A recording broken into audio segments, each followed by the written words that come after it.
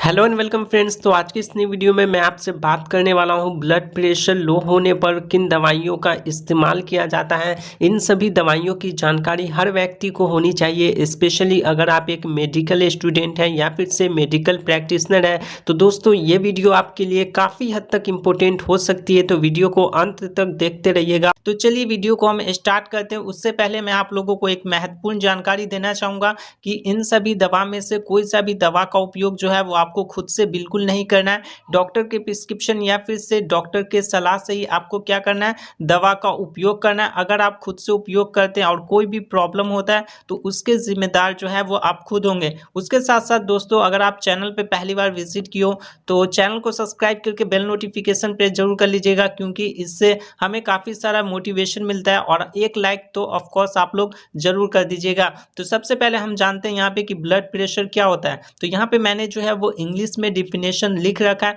और साथ ही साथ मैं आप लोगों को हिंदी में समझाने भी वाला हूँ। तो यहाँ पे इंग्लिश मीडियम से हो या फिर से हिंदी मीडियम से हो, उसमें आप लोगों को जो है वो कोई भी प्रॉब्लम जो है वो बिल्कुल भी नहीं होने वाला है। तो देखिए समझते हैं हम यहाँ पे हिंदी में। तो ये हमारा क्या हो गया, तो ब्लड वेसल ये हो गया और इसमें क्या हो रहा है, तो हमारा ब्लड जो है ना वो फ्लो कर रहा है कुछ इस प्रकार से, और इसी के वॉल्स पर जो प्रेशर डालता है, ठीक है, समझ लें ना आप, इसके वॉल्स पर जो प्रेशर डालता है उसे ही हम ब्लड प्रेशर कहते हैं। कुछ एग्जांपल और मैं आप लोगों को दे देता हूं ताकि आपको क्लियर वे में समझ में आ जाए।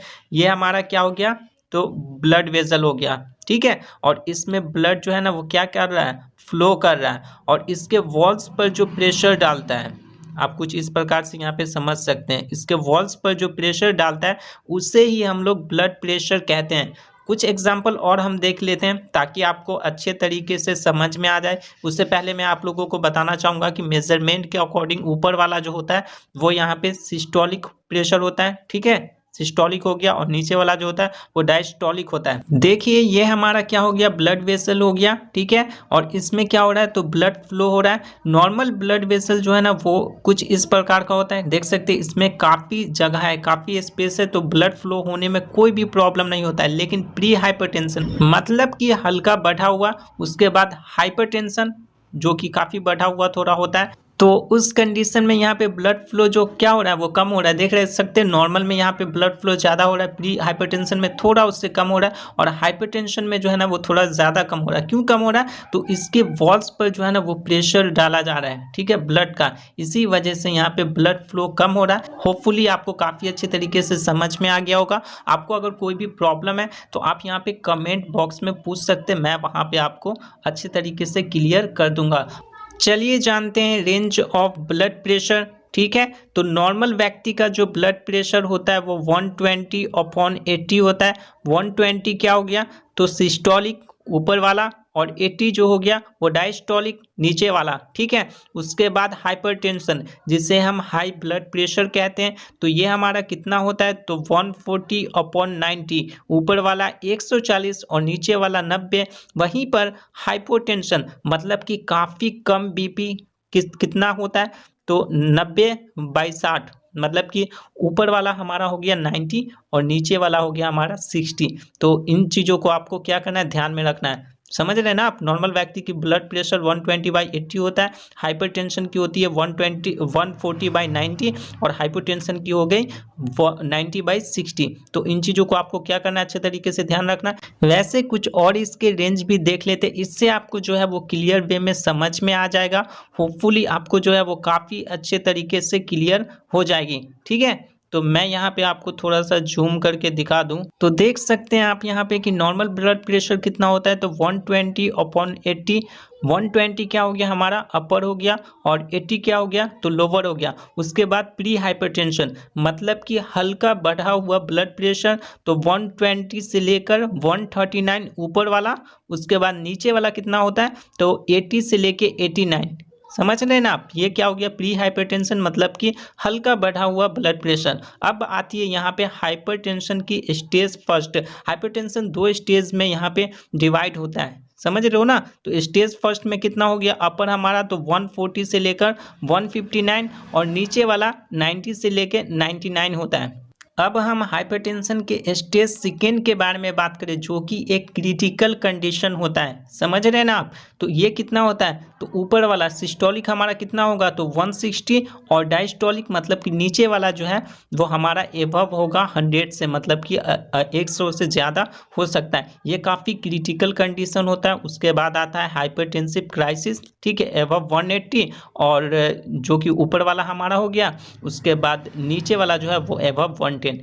इसमें जो है वो पेशेंट की डेथ भी हो सकती है, हार्ट अटैक आ सकता है। समझ लेना आप?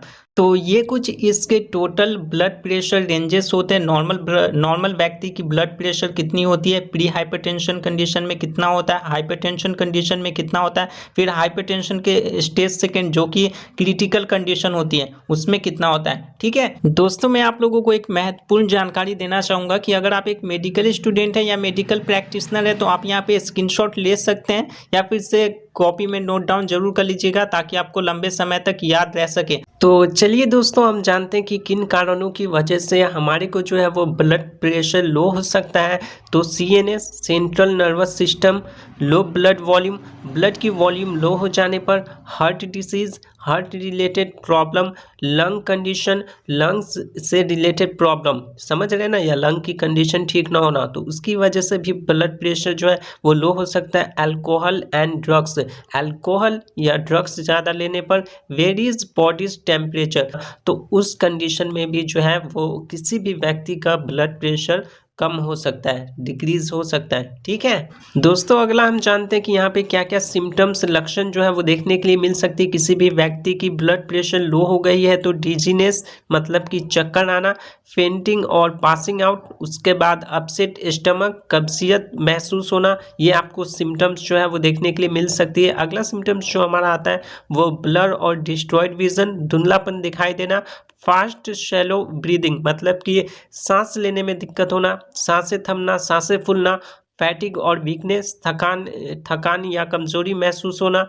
उसके साथ साथ यहाँ पे कुछ और भी जो है वो सिम्टम्स है इसका, तो फीलिंग टायर्ड, थकान महसूस होना, कन्फ्यूज़न, काफ़ी सारे कन्फ्यूजन्स होना, उसके बाद एजिटेशन। ठीक है, तो ये सभी सिम्टम्स जो है ना वो आपको देखने के लिए मिल सकती है अगर किसी व्यक्ति की ब्लड प्रेशर जो है वो लो हो गई है। तो अब देखिए यहाँ पे हमने तो जान लिया कि ब्लड प्रेशर लो क्यों होता है। ठीक है, नॉर्मल ब्लड प्रेशर कितना होता है, या सबसे कम कितना होता है, सबसे ज़्यादा कितना होता है, किन कारणों की वजह से जो है वो ब्लड प्रेशर लो होता है, कौन कौन से सिम्टम्स हमें देखने के लिए मिल सकते हैं। तो इन सभी को जानने के बाद फाइनली अब हम बात करते हैं कि किन दवाइयों का उपयोग करके जो है वो ब्लड प्रेशर को नॉर्मल किया जाता है। तो सबसे पहली मेडिसिन जो दोस्तों हमारी आती है वो यहाँ पे जिंकोफर्ड XT टैबलेट आती है, और इसमें क्या होता है तो मैं यहाँ पे थोड़ा सा जूम करके आप लोगों को दिखा दूँ तो ferrous ascorbate, folic acid and zinc sulphate होता है। ठीक है, तो ये तीनों की कॉम्बिनेशन होती है इसमें। ये इसका क्या हो गया, तो ये इसका साल्ट नेम हो गया जिंकोफर्ड XT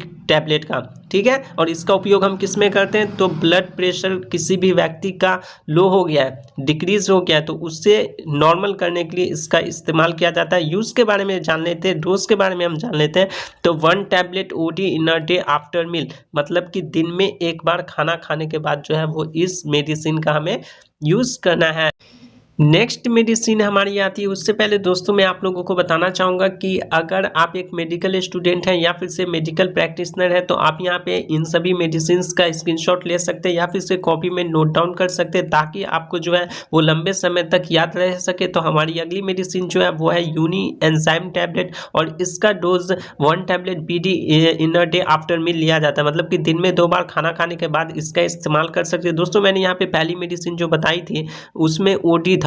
ठीक है, तो OD का मतलब क्या होता है, तो OD का मतलब होता है दिन में एक बार, BD का मतलब होता है दिन में 2 बार। ये चीज़ का आपको क्या रखना है, ध्यान में रखना है। डॉक्टर की प्रिस्क्रिप्शन या पुर्जे पे आपको जो है ना वो देखने के लिए मिल सकती है, ठीक है, या मिलती है, तो उस टाइम आपको प्रॉब्लम नहीं होगा कि हमें डोज जो है वो कितनी लेनी है। तो OD का मतलब हो गया 1 बार, ठीक है, BD का मतलब हो गया 2 बार, और TDS, अगर TDS देखने के लिए मिलता है तो इसका मतलब हो जाता है 3 बार, और वहीं पे QID देखने के लिए मिलता है तो इसका मतलब होता है 4 बार। ठीक है, तो डॉक्टर के प्रिस्क्रिप्शन या पुर्जे पे आप लोगों को कुछ इस प्रकार का सैंबल देखने के लिए मिलता है, तो आप वहाँ पे देखते ही समझ जाना कि हमें डोज जो है वो दिन भर में कितनी बार लेनी है। ये चीज़ का आपको क्या करना है, ध्यान में रखना है। उसके साथ साथ आप यहाँ पे जो है वो इन सभी दवाइयों का उपयोग खुद से बिल्कुल भी नहीं करना, डॉक्टर के प्रिस्क्रिप्शन या डॉक्टर के सलाह से ही उपयोग करना है। खुद से उपयोग करते हैं और कोई भी प्रॉब्लम होता है तो उसके जिम्मेदार जो है वो आप खुद होंगे। Low blood pressure symptoms basis पे अगर हम बात करें कि कौन कौन से दवा का हम उपयोग करते हैं, तो देखिए use for treatment nausea, vomiting, headache, etc.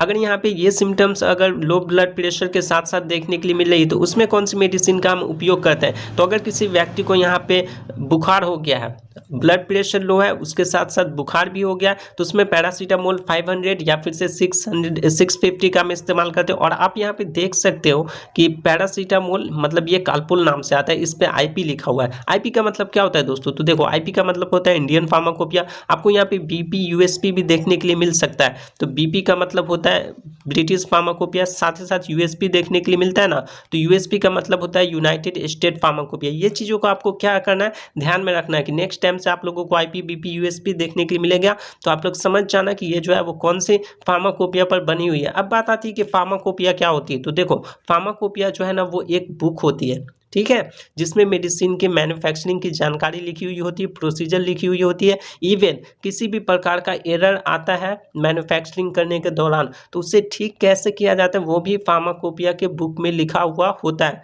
तो उसे ही हम लोग फार्माकोपिया कहते हैं। समझ रहे हैं ना आप। तो नेक्स्ट टाइम से आप लोग यहाँ पे मेडिसिन के पैकेजिंग पर देखोगे आईपी बीपी यूएसपी, तो आप लोग देखते ही समझ जाना कि वो जो है वो कौन से फार्माकोपिया के बुक के प्रोसीजर पर बना हुआ है। तो यहाँ पे फीवर अगर है, ब्लड प्रेशर लो के साथ साथ, तो हम किसका उपयोग करते हैं, पैरासीटामोल 500 या पैरासीटामोल 650 का हम यूज़ करते हैं। उसके साथ साथ अगर किसी व्यक्ति को दर्द हो रही है, ठीक है, तो उसमें हम आइबुप्रोफेन का यूज़ करते हैं, डिस्प्रिन का यूज़ करते हैं अगर सर दर्द हो रही है, ठीक है, तो उसमें आइबुप्रोफेन डिस्प्रिन का हम इस्तेमाल करते हैं।